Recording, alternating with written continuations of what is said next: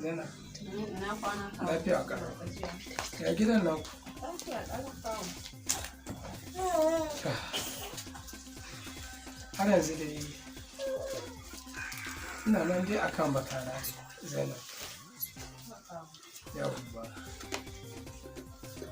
Har yanzu dai na ga jikinki dai gashi nan dai inda na same ki rana haka yanzu ma na daɗa same ki. La, kawo ne a gidan nan.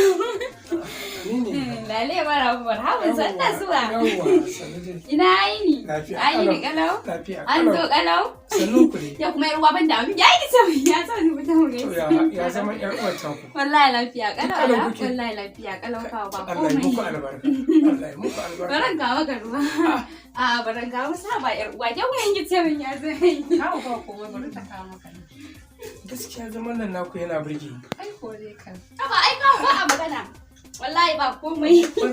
Faran haka. To ga ruwa sai ki ba shi goya ruwa. An gode. Ko sai Allah. Allah sarki. Gaskiya wannan yarinyar ko ƴar albarka ce. Ta zo daga gidan babban gida.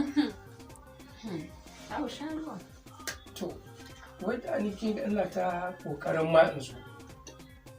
In daɗa dai nema miki mafita tukuna. Ko ba haka ba. Tunda abin nan har yanzu mun rasa ta inda ya bullo. Ko ba haka ba. Ke kin ki faɗa. Kuma na rasa ta inda ya bullo. Kuma yanzu gashi na zo na ga zama ke da ƴar uwarki. Zama kamar ya da kanwa. To saboda haka abin da ya kawo ni yanzu babu abin da ya gagara Allah subhanahu wataala. Gaskiya ne kawo. In mu ba mu sani ba, ke ba ki sani ba, mai gidanki bai sani ba, ita abokiyar zaman ki bata sani ba, to Allah subhanahu wata'ala ya san ta inda abin ya kullo kuma ya san ta inda zai warware shi. Akwai wani abokina ko kuma in ce dai makoci abokin karatu. Ya bani wata sallah, raka'a biyu ce sallan nan. Lallai ya ce wasiya ce da manzan Allah tsira da aminci su tabbata a gare shi ya yi wa ɗan uwansa sirikinsa kuma ƙaninsa ya yi masa wasiyar cewa duk ranar alhamis bayan sallan magariba bayan ya yi nafila ta magariba kafin sallar isha ice ya Ali ka yi sallah raka'a biyu kowace raka'a za ka karanta fatiha ɗaya za ka karanta izazil 13 sannan ka yi ruku'u ka yi sujada idan ka ɗago daga sujada sai ka sake karanta fatiha a raka'a ta biyu da ƙul huwallahu 15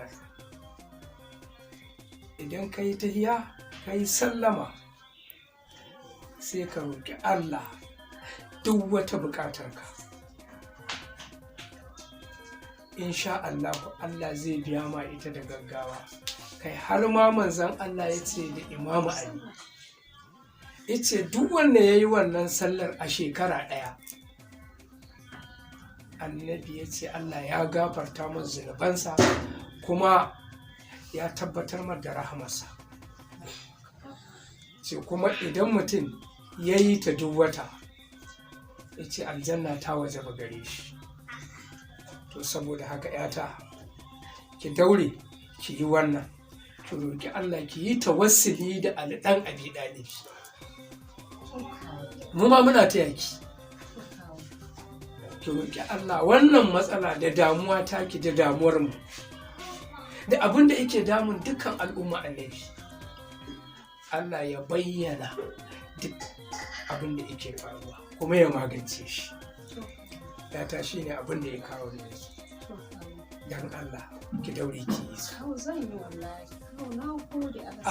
Allah ya ji kan ɗan uwana amin kawo Allah gafarta a'a kawo dan Allah kuma ka kawo a'a dan Allah kawo ka yi haƙuri insha Allah wajen da saka da alkhairi dan Allah kawo ka yi haƙuri ka ba ta insha Allah kun Allah ya ga Allah da wannan sallar da ka kawo Allah ya sa ta zama ita ce karshen matsala ta na gode kawo Allah saka da alkhairi dan Allah ya dauke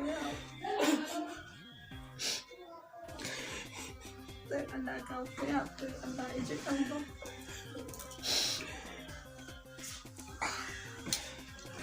shikenan zan tafi Allah ya saka da zan tafi Allah ya saka da Allah ya miki albarka amin ki da gida Allah ya miki albarka ta ga da gida kawo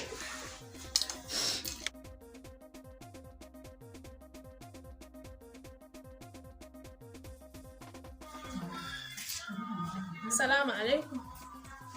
alaikum Wata dama ai abin da na gaya miki ke.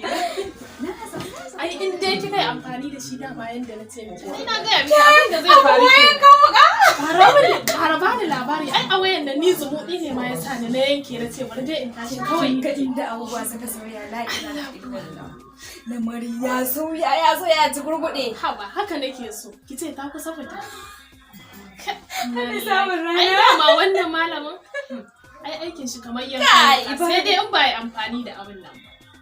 Ni ko mijina kishiyoyin da ya dinga yau ina ga akalla na kori kishiyoyi sun kai 10.